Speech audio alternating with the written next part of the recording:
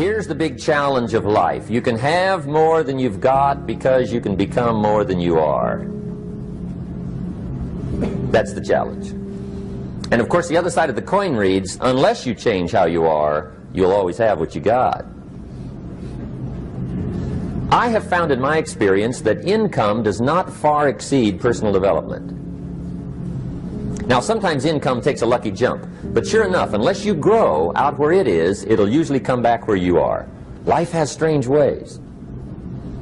If somebody hands you $1 million, best you become a millionaire quickly, so you get to keep the money. Otherwise, sure enough, it'll disappear. Somebody once said, if you took all the money in the world, divided it up equally among everybody, it would soon all be back in the same pockets. Incredible.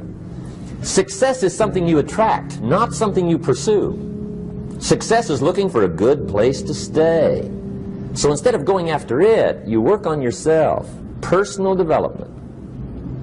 See, the major question to ask on the job is not what are you getting. The major question to ask on the job is what are you becoming?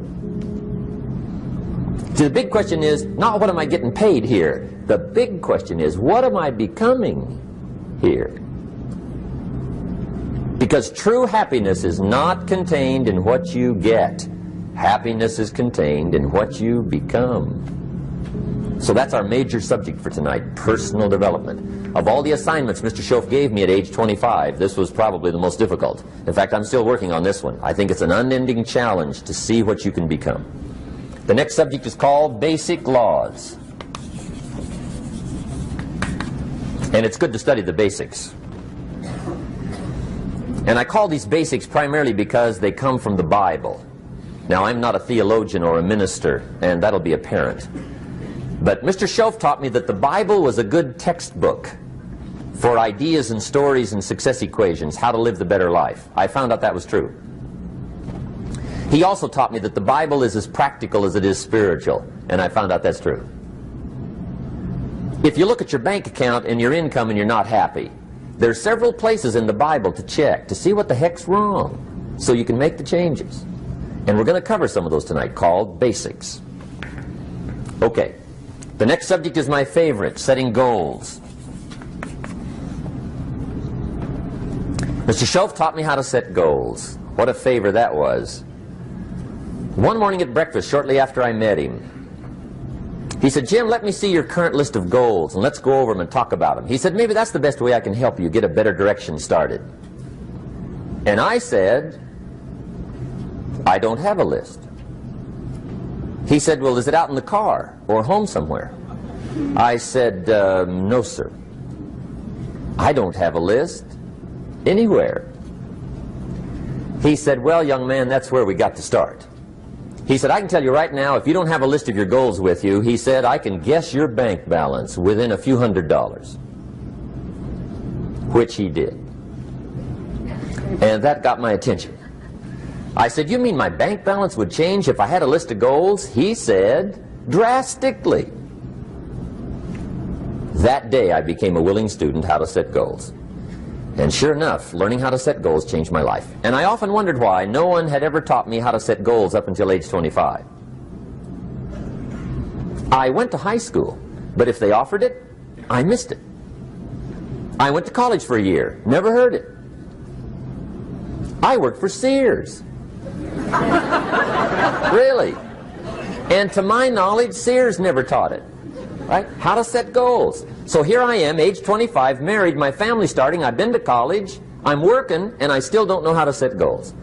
But fortunately, when I was 25, I met the man who taught me how, and it revolutionized my whole life. Economically, socially, personally, it's incredible. So I want to share with you tonight what Mr. Schoaf shared with me, how to set goals. It can be a life changer. Okay. The next subject is the negative part of the seminar. Life is part negative, so we got to talk about the negative. And this subject is called diseases of attitude. Diseases of attitude. There's a lot of things that can wreck your chances to do well. We live in a rather dangerous world, so you got to be not only wise, you got to be careful. Now, attitude diseases are just as bad as physical diseases, right? High blood pressure, heart trouble. I mean, a lot of things lace your chances to do well. So you've got to be careful. And attitude diseases are deadly. I mean, they'll destroy all the good things you start. Okay? So we'll go through those attitude diseases, how to spot them, how to look for them, what they are, and the cure. And I'm a pro on these because I've had them all, so I can give you excellent advice on these. Now, the last subject we're going to consider tonight is called the day that turns your life around. The day that turns your life around. And under this subject, we're going to talk about the emotions that can change your life. Human beings are emotional creatures, and emotions are powerful for life change.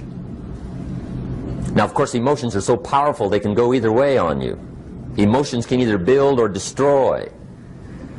So you really have to employ emotions properly. We call civilization the intelligent management of human emotions. If you can intelligently apply your emotions in the right direction, no telling what can happen. Could turn your life around one day would be sufficient. So we'll talk about those. Okay. Now that's a lot to cover in one evening, but we'll keep at it here and see if we can't get it all done. I'd like to have you now jot down the theme of the seminar. Every seminar should have a theme, I guess. We've got one. It's on some of our literature if you happen to notice it, but if you didn't, for your notes, here it is. The theme of the seminar goes like this: the major key to your better future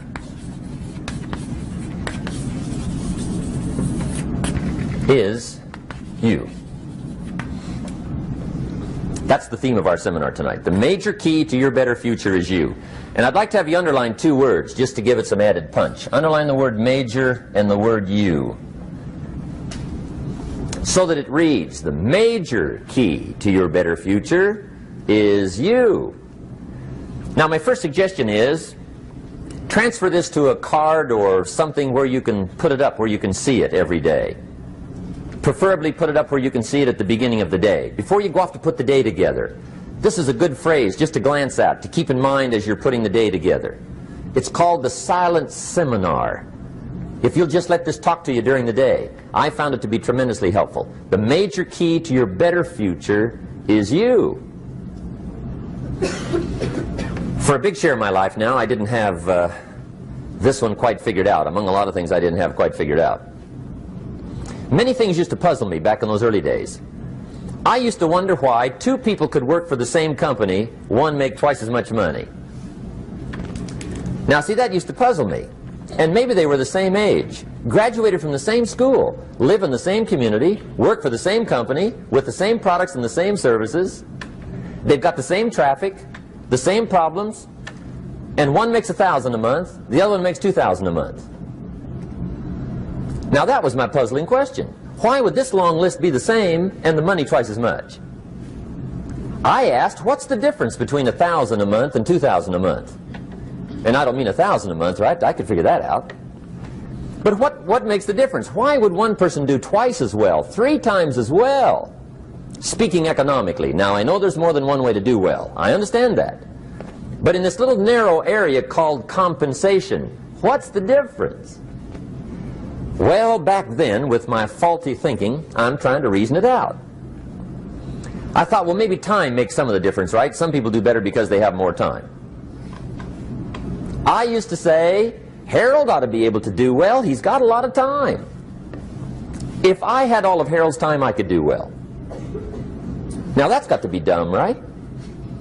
Number one, you can't get somebody else's time. A guy says to me one time, he says, you know, if I had some extra time, I could make some extra money. I said, then forget it. There isn't any extra time. Hey, when the clock strikes 12 midnight, that about wraps it up, right? I mean, you can look around the gongs there for a little more, but it's over. You say to the guy, what are you doing? He says, I'm looking for extra time. See, they'll come and take you away, right? There isn't any more time. Now, if you can't get more time, which you can't, what could you get more of that would make a difference in economic results? And here's the key word. Make it a part of your notes. We're going to consider it tonight. The word is value.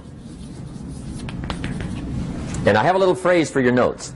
Value makes the difference in results. Value makes the difference. You can't get more time, but you can create more value. Now here's the first lesson of economics. Everybody should learn it from the time they're old enough to understand what a dollar means, how to earn one, how to get one, how to keep one, what to do with it. First lesson of economics. We primarily get paid for value. That's lesson one. Bringing value to the marketplace, that's how you get paid. You don't get paid for the time. I know it takes time to bring value to the marketplace, but you get paid for the value, not the time. Now, since that's true, here's one of the key questions of the evening. Is it possible to become twice as valuable at the marketplace and make twice as much money in the same time? Could you become 3 times as valuable? Make 3 times as much money in the same time? Is that possible? The answer is yes, if. And it's always if, right? Life is known as the big if. Harry Truman once said, life is iffy. How true. And here's the big if, we're going to consider it tonight. It's possible to do much better at the marketplace if you go to work primarily on yourself. And that's the theme of our seminar tonight. Learning to work primarily on yourself. People have asked me for the last 24 years, how do you develop an above-average income? And the answer is, become an above-average person. Develop an above-average handshake. Some people want to be successful, they don't even work on their handshake. As easy as that would be to start on. They let it slide, they don't understand. Develop an above-average smile. Develop an above-average excitement. Develop an above-average interest in other people. Develop an above-average intensity to win. See, that'll change everything. Probably one of the most frustrating experiences in life is looking for an above-average job with above-average pay without becoming an above-average person. It's called frustration.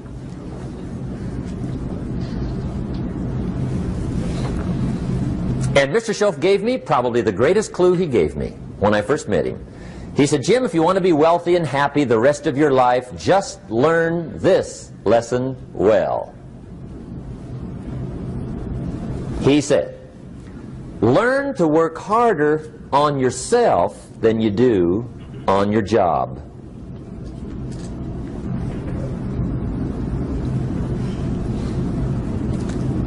Then Mr. Schoaf gave me probably one of the most important clues among so many things he taught me, but this was in those early days.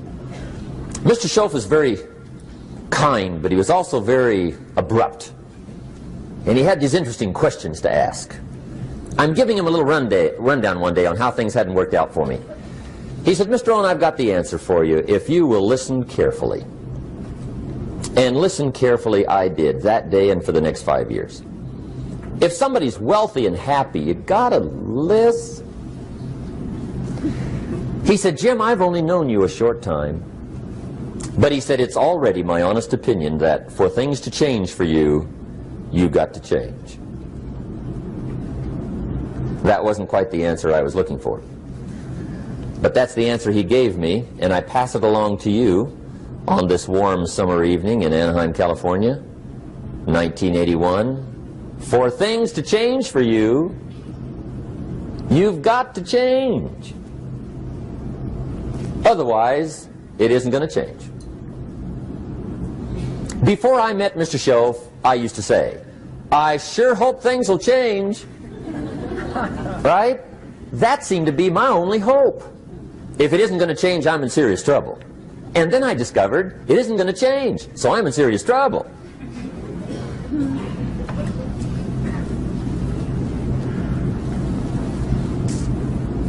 See, I can tell you what the 80s are going to be like. You have dropped into the right place. I did a seminar one time for Standard Oil executives and management in Honolulu. And we're having a conference one day around this big conference table. And one of them said to me, Mr. Rohn, you know some fairly important people halfway around the world. What do you think the 80s are going to be like? I said, gentlemen, I do know the right people. I can tell you. So they all listened very carefully. And I said, gentlemen, based on my wide experience, I can really honestly say to you, in my opinion, in the 80s, it's going to be about like it's always been. Aren't you glad you came? That's inside. I don't pass that around just everywhere. Now, of course, I said that to make a point, but I also said it because it's accurate. It's going to be about like it's always been. It isn't going to change. The tide comes in, and then what? It goes out. For 6,500 years that we know of, recorded history, and probably long before that. So it is not going to change. It gets light, and then what? It turns dark. 6,500 years. See, it's not likely to change. And we're not to be startled by that. If the sun goes down, the guy says, what's happened, what's happened? It means he hasn't been here long, I guess, right? It always goes down about this time.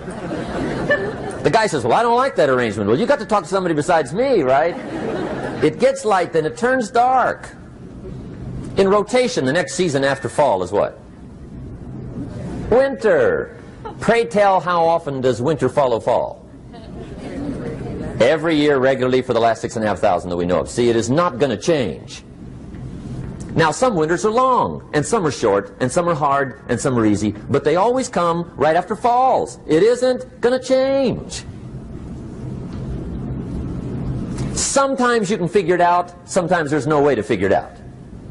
Sometimes it goes well, sometimes it gets in a knot. Sometimes it sails along, sometimes it gets in reverse. See, that's not going to change. The last 6,000 years reads like this: opportunity mixed with difficulty. That's how it reads. It isn't going to change. The man says, well, if it isn't going to change, how will my life ever change? Answer, when you change. And whether I'm talking to high school kids or business executives, my message is always the same. And it goes like this: the only way it gets better for you is when you get better.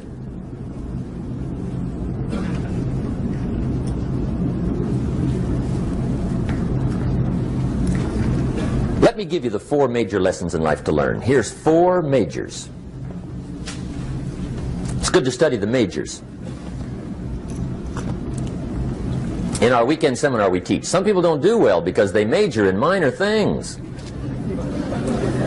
You've got to be on the lookout. At the end of every week, end of every month, you've got to check, make sure you're not spending major time on minor things. Okay, we go through that whole series. Majors and minors. Now, let me give you 2 phrases before we get to the 4 majors. This will set it up and you'll see where I'm going. 2 key phrases for your notes. Here's the first one. Life and business is like the changing seasons. That's the first phrase. Life and business is like the changing seasons.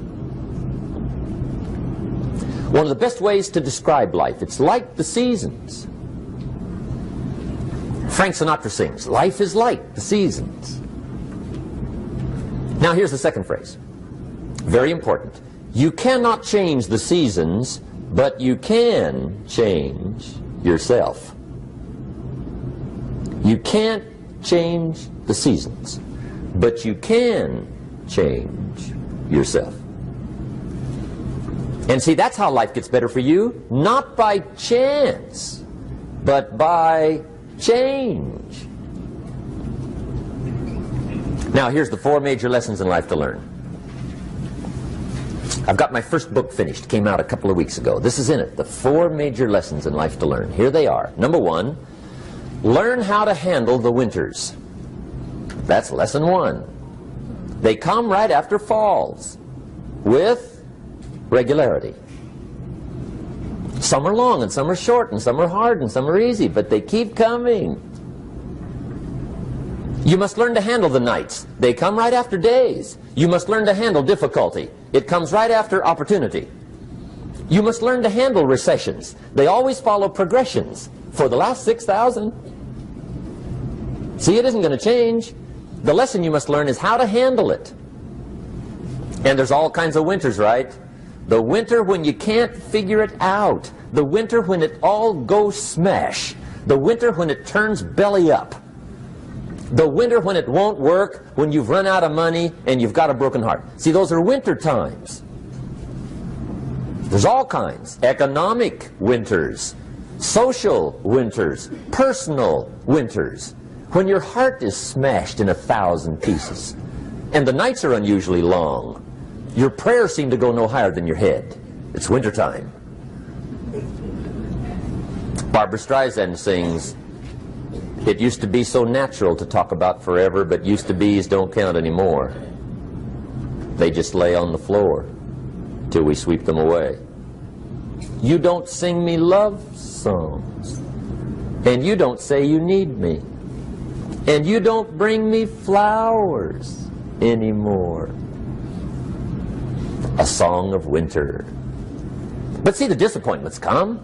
Those are normal. That's part of life. But the question is, how do you handle it?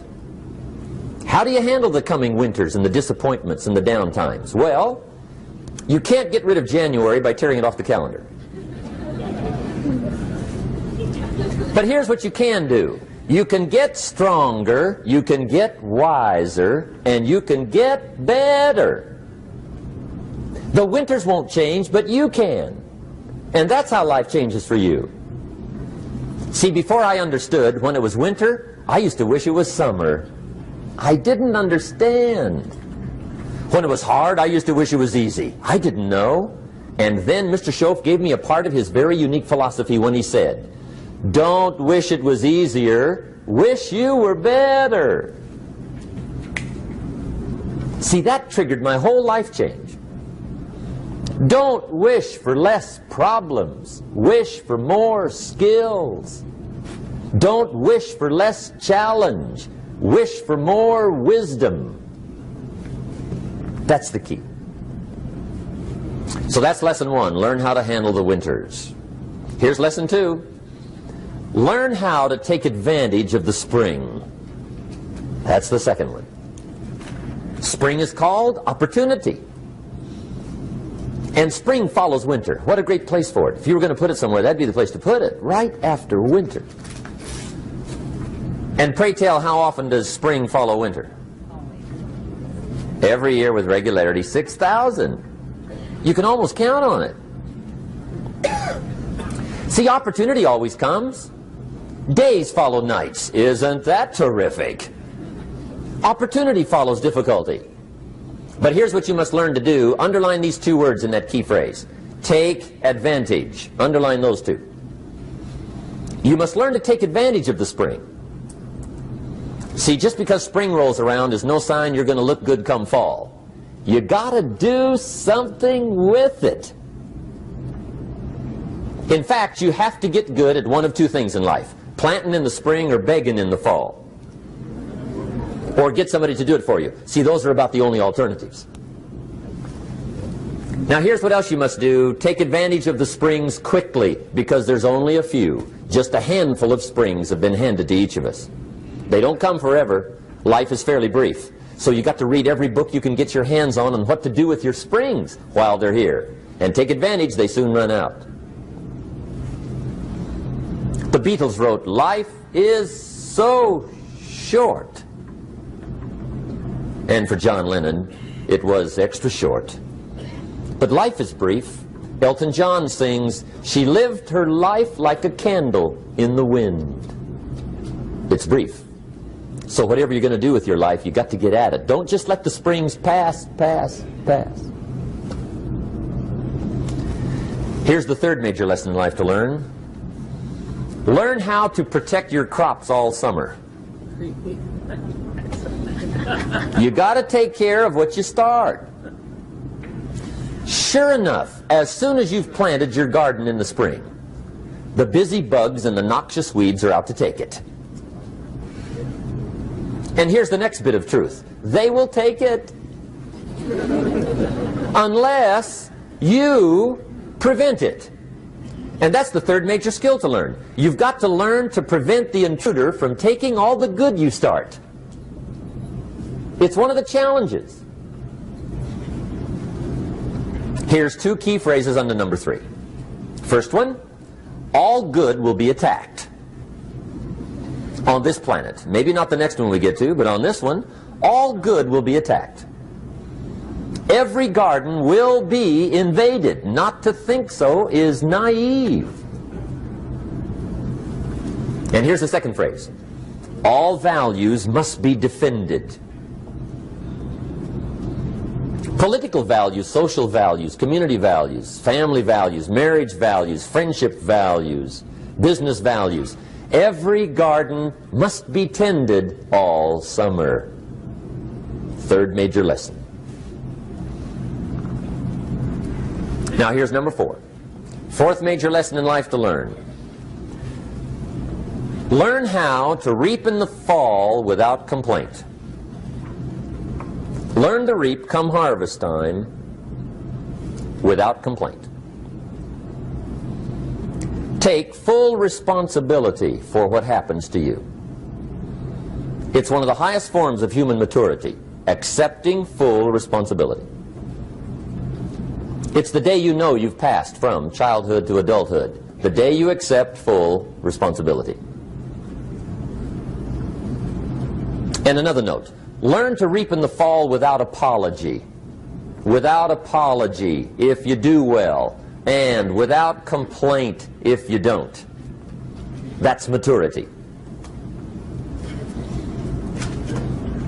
I used to have that long list of reasons why I wasn't doing well. To explain. You got to explain, right? Otherwise you're going to look bad. I used to have this funny list called Reasons for Not Looking Good.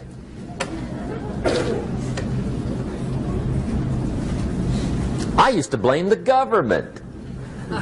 I mean, you can believe that or not. It was at the top of my list. I had a lecture second to none. The government. That was on my list. I used to blame taxes. Look what you got left after they take everything. And they expect you to do well. That was on my list there. Prices, that one's easy, right? You walk into the supermarket with $20, come out with a little half bag. So I had that on the list. I used to blame the weather. I blamed the traffic. I used to blame my car. I blamed the manufacturers. I used to blame the company. I blamed company policy. I used to blame the training program. I blame my negative relatives. They were always putting me down. I blame my cynical neighbors. They're just selfish, looking out for themselves. Won't loan you money? They were on my list.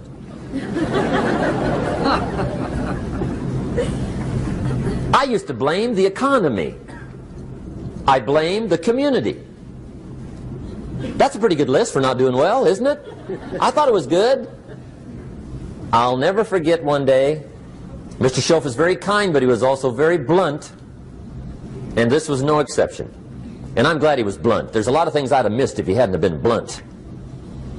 One day, with sort of a curious look on his face, he said, "Jim, just out of curiosity, tell me, how come you haven't done well up until now?" Excellent question. I thought, well, so I won't look too bad, I'll go through my list. And this list I just gave you, I put that on him. And he was very patient. He let me go through the whole thing, the government, the weather. I went through this whole thing. When I finished, he looked my list over very carefully. He said, "Mr. Rohn, big problem with your list. You ain't on it." How brilliant.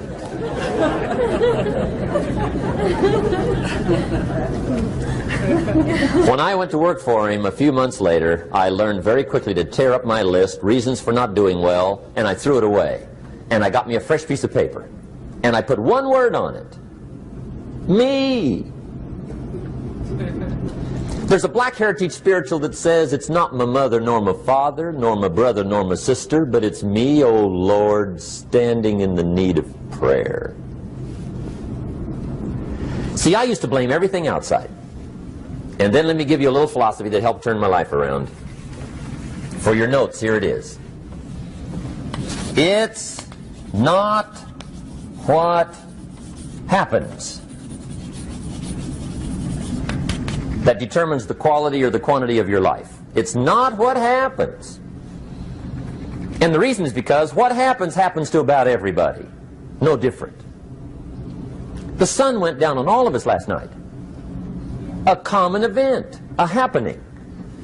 And I found out that the same things can happen to two different people. One gets rich and one stays poor. Why is that?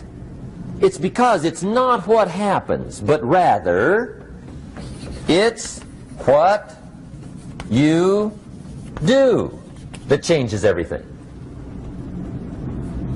So that's a key phrase. It's not what happens, it's what you do. What happens is about the same. You might put that in parentheses here. Same. What people do, that's what's different. Anything can happen, right? Everything can happen. I've heard all the stories. I've been one of the stories. Hey, we could all tell stories all night long, right? Happenings. Anything can happen. Have you heard of Murphy's Laws? Anybody here heard of Murphy's Laws? Okay, most of you have. Murph had these laws. One of them was, if anything can go wrong, it will. That's one of Murphy's Laws. He was not one of the great positive speakers of the day. But anyway, it's still true though, right? Anything can go wrong, everything can go wrong. For sure. I've fallen out of the sky so many times. Once to the tune of a couple of million. Devastating. Took me a while to survive that one. Now, it wasn't all that much, but it was all I had. Right? I mean, that's when it's much, right? When it's all you got. If you got 3, 2 go, you got 1 left, you ain't looking that bad. But when it all goes, has anybody been there when it all went? Anybody? Come on, the rest of you liars. Go ahead. Hey, we've all been there, right? When it all went. Of course, it used to be a long time ago, right? When you ran out of money, got to 0, you were all through. Heck, now you can whistle right on by 0, right? I mean, they will bury you. That's what they will do.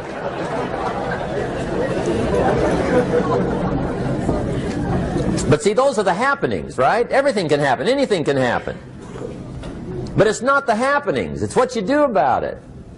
Somebody says, yeah, but you don't understand the disappointments I've had. Come on. Everybody's had their share. Disappointments are not special gifts reserved for the poor. Everybody has them. The difference is what you do about them. It's not the weather. I used to blame the weather, and I discovered it rains on the rich. So see, that won't help. 2 men wake up one morning, there's a rainstorm on. One of them looks out his window, sees the rainstorm, and he says, wow, what a storm. With weather like this, they can't expect you to go out and make sales. He stays home. Same morning, the other guy looks out his window, sees the same storm, says, wow, what a storm. But he says, you know what, with weather like this, what a great day to go out and make sales. Most everybody will probably be home. Especially the salesman.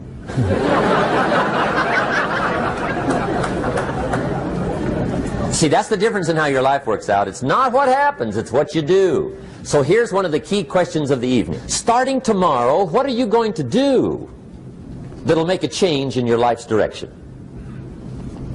Good question. What are you going to do starting tomorrow that'll make a difference? Now see, if you don't do something starting tomorrow that'll make a difference, guess what? It's gonna be the same.